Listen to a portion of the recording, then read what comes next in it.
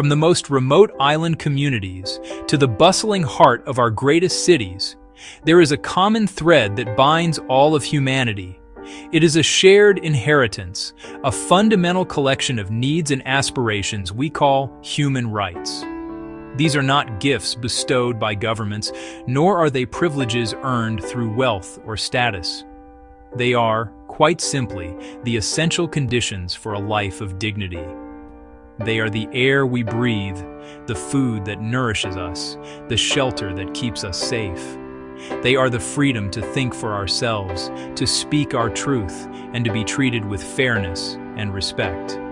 Every single one of us is born with them, because they are the bedrock upon which fair and stable societies are built. They safeguard our very being, ensuring that we can grow and flourish without fear. When we have the right to an education, we unlock the potential of the human mind. When we have the right to health care, we protect the miraculous complexity of the human body.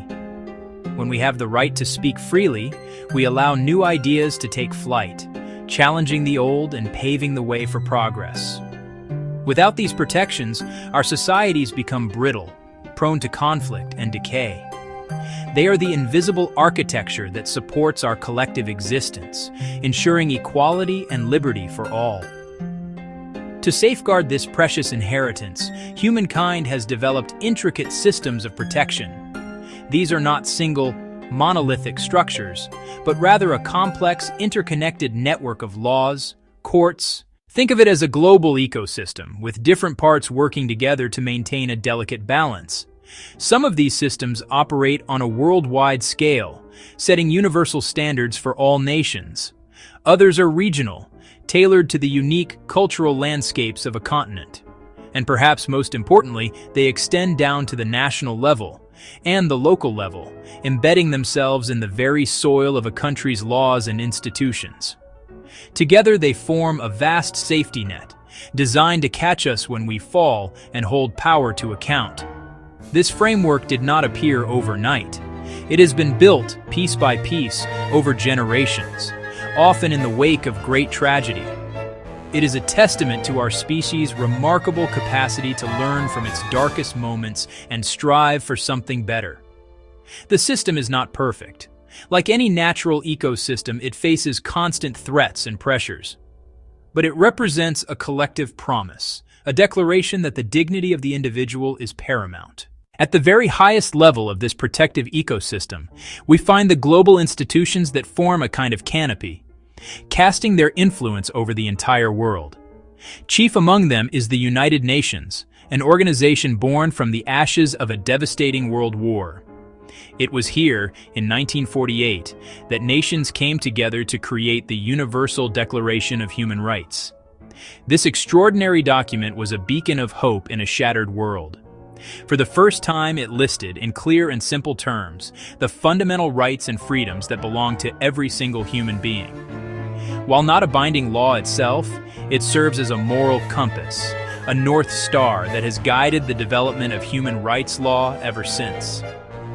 From this foundational declaration, a whole forest of international treaties has grown. These treaties are formal agreements, like solemn promises made between countries. By signing and ratifying them, a nation agrees to be bound by their rules and to incorporate them into its own legal system. The International Covenant on Civil and Political Rights. It protects our fundamental liberties like free speech and fair trials. The International Covenant on Economic, Social, and Cultural Rights. Of course, making promises is one thing, keeping them is another entirely. To monitor this, the UN has established a series of expert bodies. The Human Rights Council regularly examines the human rights records of all member states, a process that shines a bright light on both progress and problems. Then, there are the treaty bodies, committees of independent experts who review how well countries are upholding their commitments under specific treaties.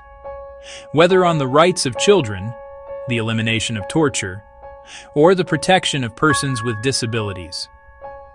These bodies act as a global conscience, reminding governments of the standards they have pledged to meet.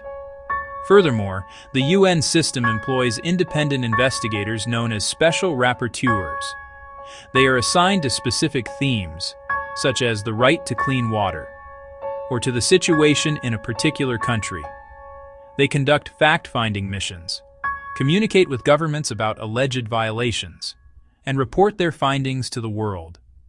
While the global canopy provides a universal set of principles, human rights find their most vibrant expression when they adapt to the local environment. Just as a rainforest differs from a savanna, different regions of the world have developed their own unique human rights ecosystems. These regional systems are wonderfully effective because they are closer to the ground. They understand specific historical, cultural, and social landscapes, allowing a more nuanced and tailored approach. They are a vital middle layer, translating universal ideals into practical, regional action, bringing justice closer to the people it serves. In Europe, for example, we see one of the most developed of these systems. The European Convention on Human Rights is a powerful legal instrument, and its guardian, the European Court of Human Rights, has real teeth. Individuals who believe their rights have been violated and who have exhausted all legal options in their own country can bring their case to this court. Its judgments are binding. They have compelled nations to change laws, release prisoners, pay compensation to victims, ensuring even the most powerful cannot stand above the law. Across the Atlantic, the Americas have their own well-established system. The Inter-American Commission on Human Rights acts as a watchdog, investigating abuses and making recommendations to governments. Alongside it, the Inter-American Court of Human Rights adjudicates cases of serious violations. This system has been crucial in confronting legacies of authoritarian rule in Latin America, championing the rights of indigenous peoples, tackling issues of violence, impunity, disappearances, massacres, and denial of justice. Africa, too, has cultivated its own framework, centered around the African Charter on Human and People's Rights, emphasizing both individual rights and the collective rights of peoples, including the right to development and a healthy environment. The African Commission and the African Court work to promote and protect these values across the continent. While facing immense challenges from underfunding to political resistance, they represent a profound commitment by the peoples of these continents to forge their own path toward justice and dignity, rooted in shared experiences. Ultimately, for the canopy of international treaties and the branches of regional systems to bear fruit, they must be nourished by strong roots at the national level. It is here, within the borders of each country, that human rights are protected or violated in daily life. The most effective safeguard is a country's own constitution and laws. When a nation enshrines human rights in its highest legal document, it sends a powerful message that these principles are not negotiable. These legal roots must run deep, shaping criminal codes, labor laws, and policies on education and healthcare, ensuring alignment with international promises. The guardians of these national laws are independent courts and a fair-minded judiciary. Judges must be impartial arbiters of justice, able to make decisions based on the law, free from the winds of political pressure or corruption. When a citizen's right to a fair trial is violated, or when a law discriminates against a minority group, it is the courts that must provide a remedy. An independent judiciary is like the sturdy trunk of a tree. It provides the strength and stability needed to uphold the rule of law, even in the face of powerful storms. Without it, laws are merely words on paper, and the promise of justice remains unfulfilled. Beyond the courts, specialized institutions, national human rights institutions or ombuds offices, act as approachable watchdogs. In our time, a vast and uncharted new territory has opened up, the digital world. This interconnected frontier offers breathtaking possibilities for connection, expression, and innovation. It has given a platform to once silenced voices, allowing people to organize, share information, and demand change at scale. The internet advances human rights by enabling access to education and health information, fostering global community. Freedom of expression and association have found powerful new ways to flourish. However, this frontier is fraught with new perils, technologies that can control, harass, and harm. Our personal data has become a valuable commodity, often collected and used without our understanding or consent. The digital space can breed hatred, disinformation, and harassment, disproportionately targeting women, journalists, and minority groups. Anonymity can embolden abuse, silencing dissent, and spreading fear. New technologies, especially AI, make consequential decisions. Biased systems can automate discrimination at scale. Mass surveillance threatens association and expression, chilling speech and challenging authority for fear of being watched. We must extend our framework to digital rights with strong data protection laws that give individuals control. Hold technology companies accountable, balancing removal of harm with protection of free speech. Demand transparency in algorithms and robust safeguards against misuse. As we map the physical world, we must now design the digital one to enhance human dignity. When we survey the global landscape of human rights, the picture is one of stark contrasts, a story of remarkable progress and heartbreaking setbacks, inspiring victories and persistent challenges. On one hand, signs of hope, a single green sprout pushing through dry earth. Peaceful transitions from dictatorship, discriminatory laws overturned, and broader equality for LGBTQ+ individuals. The landmine ban shows what civil society and governments can achieve together. An activist freed, a community saves its land, a survivor receives justice and compensation. Yet rights are violated with shocking impunity.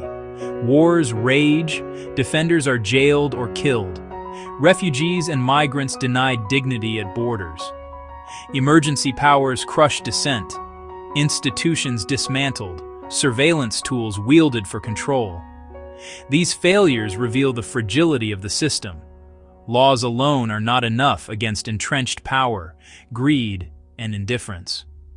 Not reasons for despair, but reminders of the vigilance required to close the gap between promises and reality. The work of protecting human rights is like tending to a vast and complex garden. It is not a task that can ever be declared finished. It requires constant care, patience, and the collective effort of many hands. Frameworks provide the design, but it is up to us to cultivate, nurture growth, pull the weeds of injustice, and ensure it blossoms for generations. This shared responsibility falls upon all of us. First, governments must lead by example. Translate commitments into strong laws and fund the institutions that uphold them. Invest in an independent judiciary, well-trained police, robust human rights commissions. Foster an environment where civil society can operate freely, and a free press can hold power to account without fear. Third, adapt to our age. Weave human rights into technology through collaboration between governments, the private sector, and civil society. Companies must respect human rights in their operations, and we must all become more literate about our digital rights. Fourth, education remains our most powerful tool. Teach dignity, equality, and respect in our schools and communities. In the end, the system's strength depends on individuals. Your voice matters. When you vote, support, and speak out, you tend the garden and plant seeds of change.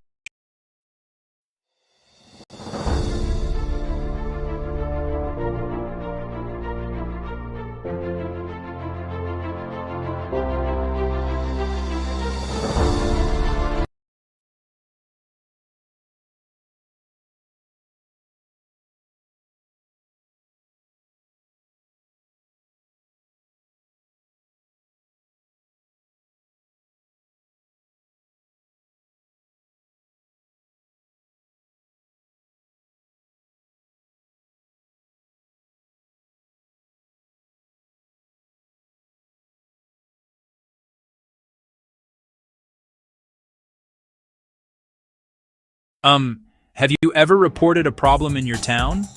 Maybe a deep pothole on your street. You fill out a form online, or you call a city number. You report it, you hit submit. Then, silence. Days turn into weeks. Weeks turn into months. The pothole is still there. You have no idea if your report was received. You do not know if anyone is assigned to fix it. You have no clue when or if it will ever be repaired. This small frustration is a big problem. It makes you feel ignored. It makes government feel like a distant, confusing black box. You put your problem in, but nothing comes out. This erodes trust. It makes us feel powerless. This feeling of being unheard is a pain point for many people. It is not just about potholes. It could be about a building permit application. It might be about a request for public information. It could even be about understanding where your tax money is going. When processes are hidden, we lose connection. We start to believe our voices do not matter. What if you could see exactly what happened after you reported that pothole? Imagine getting an instant confirmation. Imagine seeing your report appear on a public map. You could see it assigned to a repair crew. You could track its status from reported, in progress, completed. This is not a far-off dream. This is what transparent governance technology does. It uses digital tools to open up government operations. It shines a bright light into the black box. It makes processes visible, understandable, accountable to everyone. This is the solution. It is about using technology to build bridges of trust. A simple idea with powerful tools, the internet, data, and software to share information. Information once locked in cabinets or hidden on internal servers is now made public. This technology allows governments to show their work. It lets them explain their decisions. It invites citizens to participate in the process of governing. Dynamic interactive platforms help us see, understand, and engage, simply. There are many tools for transparent governance. Let us look at 3 of the most important ones. The first is the Open Data Portal. Think of it as a public library for government information. Instead of books, it holds data sets. These data sets can be about anything: city contracts, crime statistics, restaurant health inspections, public school performance. Government collects massive data.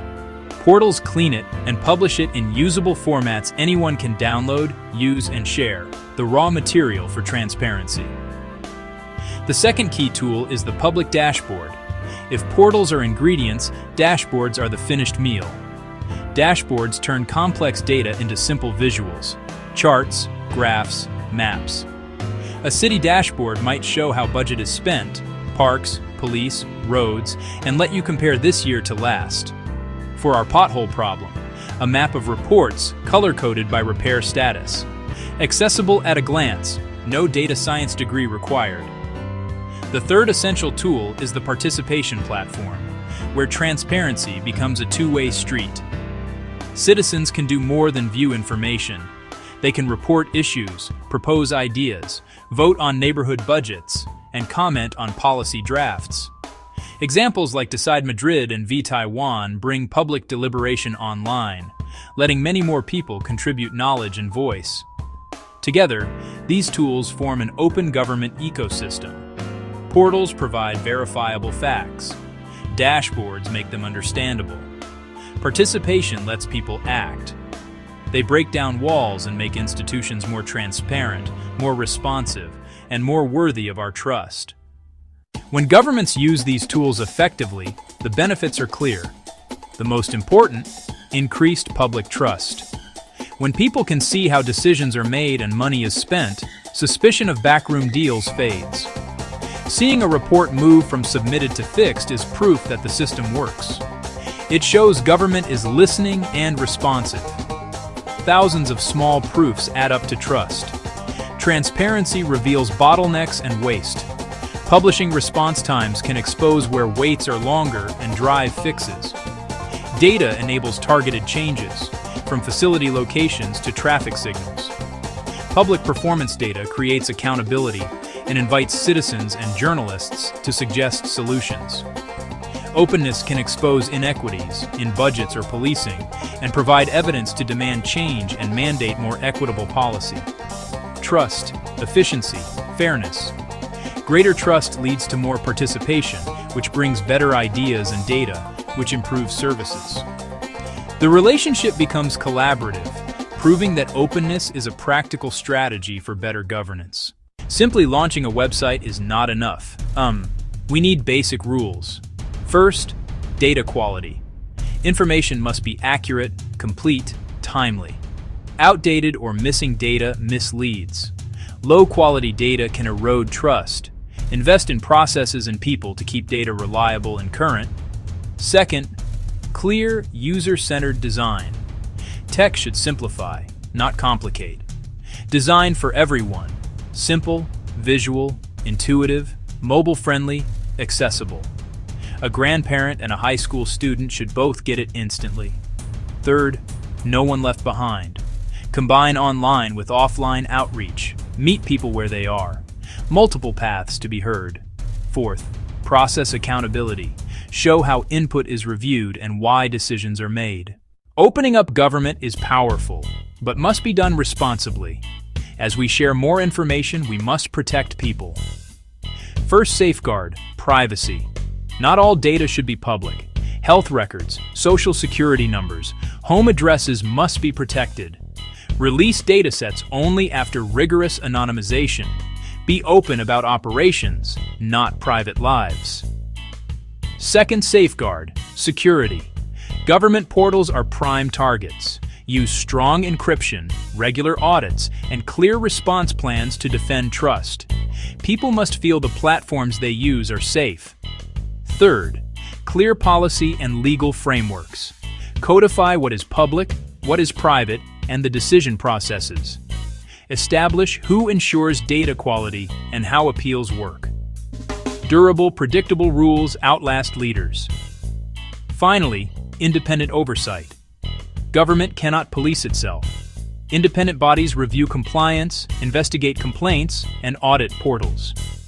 Civil society, journalists, and researchers are vital watchdogs. External oversight makes transparency real and ensures safeguards truly work. Before 2010, reporting a problem in Boston was a lot like the pothole story. You had to know which of the city's 40 departments to call. Public Works for a pothole. Parks for a broken bench. It was a maze.